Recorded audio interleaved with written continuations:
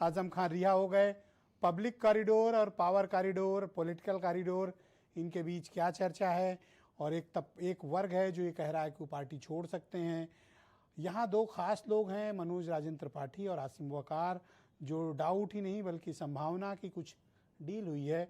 और बीजेपी के सुर भी आज बदले हुए हैं। देखिए, आजम खां एक फायर ब्रांड नेता के तौर पर प्रदेश में जाने जाते हैं, लेकिन उन्होंने जो आज बात कही वो बात बहुत स्पष्ट नहीं थी। तो हो सकता है कि वो बहुत खुल के न बोलना चाहते हो, आने वाले कुछ दिनों में बोले, और हो सकता है कि वो कुछ दुखी भी हो। और कुछ समाजवादी पार्टी के नेता कोई उनके पास बड़े गए नहीं थे, लेकिन जब और सवाल आए तो उन्होंने कहा भाई जेल के अंदर से कोई बात नहीं होती है किसी से, तो जेल के अंदर बात तो नहीं हो सकती। बात सही है, डील कैसे हो सकती है फिर?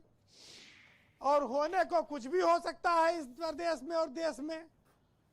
लेकिन आजम खां शब्दों के जादूगर हैं, ये आज भी उनकी बातों से झलकता है। और पत्ता पत्ता बूटा बूटा वाला उन्होंने बात भी कही। लेकिन आजम खां की अगर नाराजगी होती तो खुल के जताते। पूरी नहीं है, आधी नाराजगी हो सकती है। हालांकि समाजवादी पार्टी के अलावा उनका भी कोई ठिकाना नहीं दिखता है। और अखिलेश यादव ने भी बयान दिया है कि हम उनके सब मुकदमे हटाएंगे। ब्रजेश जी, आज आजम खां को लेकर जो बात कही गई उससे सहमत हुआ जा सकता है कि 3 साल और 5 साल पहले आजम खां पर जब कार्रवाई हो रही थी, जौहर विश्वविद्यालय पर बुलडोजर चल रहा था, तब जनता ने उसका समर्थन किया था।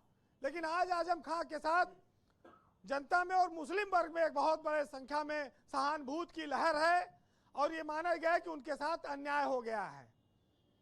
तो आजम खां अब सहानुभूति की लहर पर सवार है। और देखिए, अभी शेर इतना बूढ़ा नहीं हुआ है कि अपनी बात ना कह सके। अभी वो निकलेंगे, अगर अपनी बात कहेंगे तो उनको लोग सुनने आएंगे। आजम खां के पास एक शब्दों का बहुत बड़ा जाल है, और नेता इन्हीं सब चीजों की तो कमाई खाते हैं, और क्या है उनके पास। वैसे जो पहले वहां डीएम थे अब वहीं पे कमिश्नर हैं, उनके हर साल प्रतिनियुक्ति बढ़ती रहती है। आजम खां ने कहा था कि भाई ये सब मायावती वाले, जो मायावती देखा होगा कि साफ करते हैं रुमाल से, हम भी इनसे वही साफ कराएंगे, तनखैया वाला। फिर वो जया पर्दा वाला आ गया था मामला। तो उस समय तो बहुत सारी बातों के साथ साथ आजम खां इसलिए भी चर्चित हुए कि उनकी भैंस चोरी हो गई थी और प्रदेश की पुलिस उसको ढूंढ रही थी। बाद में उनको बकरी चोरी का मुकदमा उनके ऊपर लगा। कहाँ भैंस कहाँ बकरी? भैंस पालने में फायदा ज्यादा है, बकरी पालने में कौन फायदा है? लेकिन अब वो उनके ऊपर आरोप लगा जी। एक बात और लोगों ने कही, जैसी कि डील वाली बात आसिम वकार साहब कह रहे थे। एक चर्चा यह आई कि आजम खां को भाजपा की ओर से इस शर्त पर रियायत दी गई है कि आप जेल से छूटने के बाद अपने घर साइकिल से नहीं हाथी पर बैठकर जाएंगे। ये सब बातें चल रही हैं, लेकिन अब अंदर की बात क्या है ये तो आने वाले वक्त में पता चलेगा। पर आप भी इस बात का डाउट क्रिएट करते हैं कि कुछ तो है। अब ये बात अभी पूरी तरह से साबित नहीं होती है, लेकिन सियासत में क्या हो सकता है कोई बड़ी बात नहीं है। आज वो सीता की नगरी से निकलकर राम की नगरी में पहुंच गए अपने घर, सीतापुर टू रामपुर। अब वो कहां आगे क्या करेंगे ये उनको देखना होगा। जी वीरेंद्र जी, लेकिन इतना जरूर है कि अभी पहले वो अपना इलाज कराएंगे, फिर वो किसका इलाज कर पाएंगे वो आगे वक्त तय करेगा, जब सरकार कभी बदलेगी या किसका इलाज बांधेंगे।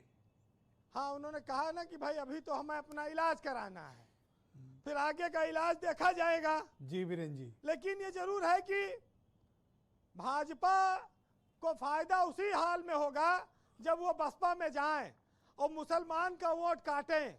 यानी कि अगर आजम खान वोट कटवा की भूमिका में आते हैं डाउट तब पे वीरेंद्र जी भाजपा ने को साफ साफ इसका कह फायदा दिया। हो सकता है।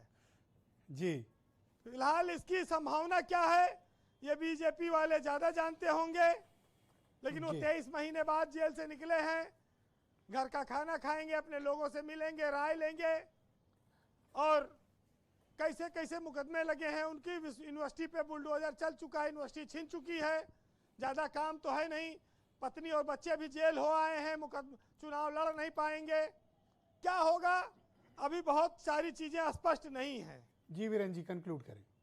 लेकिन इतना जरूर है कि आज उनकी रिहाई में सपा के किसी बड़े नेता को जाना चाहिए था और वो वहां पर नहीं पहुंचे। फिलहाल आप 4 लाइन सुनिएगा कि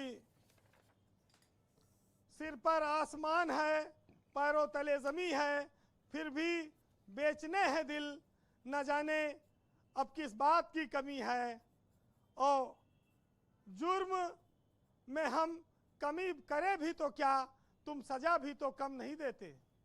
बहुत शुक्रिया वीरेंद्र जी, बहुत बहुत धन्यवाद। ग्राउंड जीरो से अपना फीडबैक, ओपिनियन और ऑब्जर्वेशंस हम तक